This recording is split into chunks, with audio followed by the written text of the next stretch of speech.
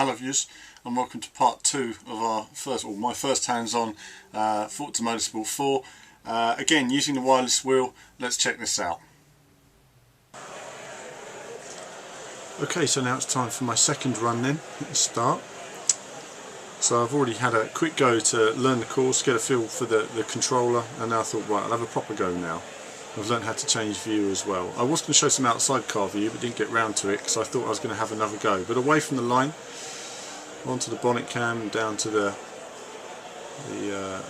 bumper cam, as it were, Ridge Racer cam, and you'll see much better line straight away. The car was handling well. I like the handling of the Subaru. It was handling really well, and with I've got the hang now of this wireless wheel. Thing is, I've used a wireless wheel before in the sense of the Wii. Where do we have a Wii adapter? Here we go, guys. The Wii released an adapter like this for F1 2009, and it was a bit rubbish, wasn't it? Really, let's face it, it was a bit rubbish. I suppose it would be nice. There is something sort of Formula One shape about this, but you're looking at the game there, you can see how I'm just able to handle it. Get a hold of it. The triggers are placed right. The weight distribution of the wheel is fantastic. So I'm on this guy now, and I can't finish on a defeat. I've got to try and catch him.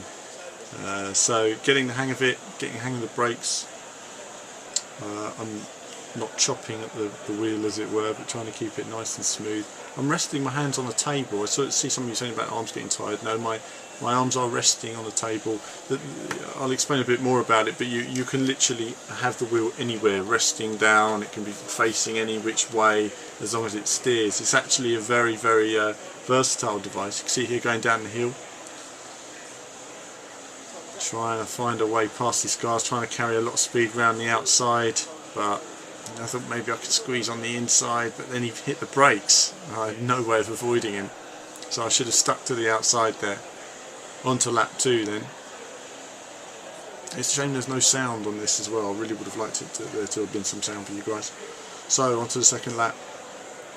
Braking, getting that wide, but I was looking at maybe I could cut in on him. And you can see I gain a lot of him on the exit. And you can see I'm actually accurately able to follow the racing line with this wheel. I think it's really, really good for casual gamers. I think if you don't have the space for a wheel, if you're not all that bothered, it's great to get hold of. And I think a lot of people that have never used a wheel will find it intuitive. For a lot of people that can't use a pad, they can give a pad to somebody who's a regular driver who's never played a game, and they'll just say, well, rubbish. I don't drive a car with a stick. Give me a wheel. I know that might not be a proper wheel in the sense of the whole wireless sort of setup.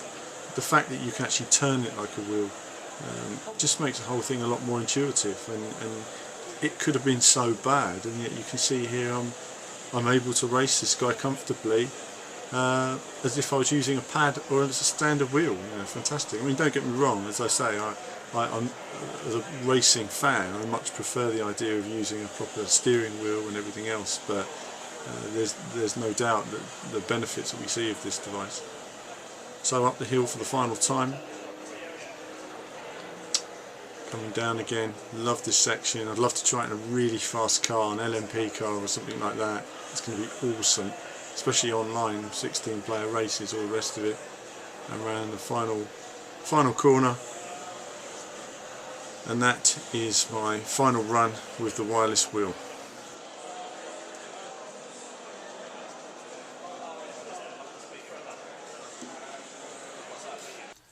Okay, so that was a lot of fun. The wheel, let's talk a bit about the wheel then. When I first saw the wheel at E3, you can see some pictures of it here.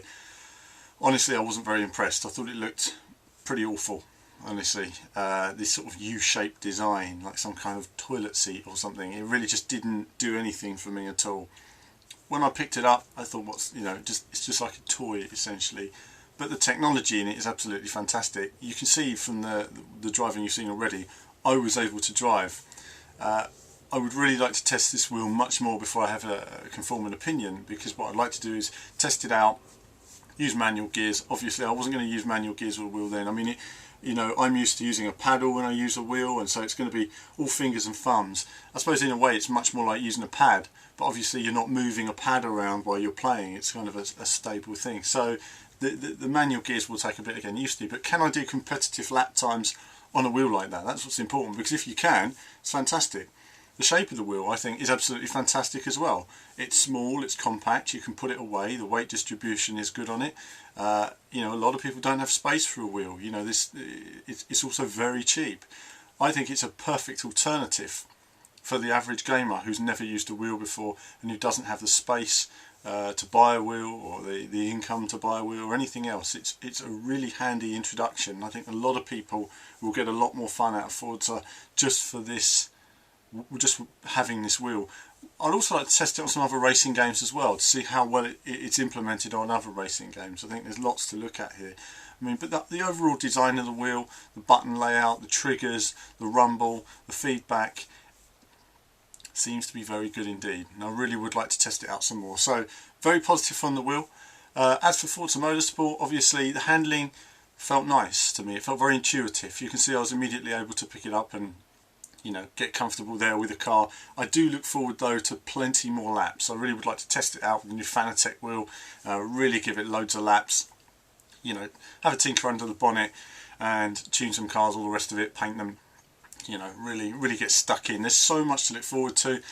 Personally, a word about Forza now is I'm looking forward to autocross. I mean, autocross in Forza 1 was fantastic.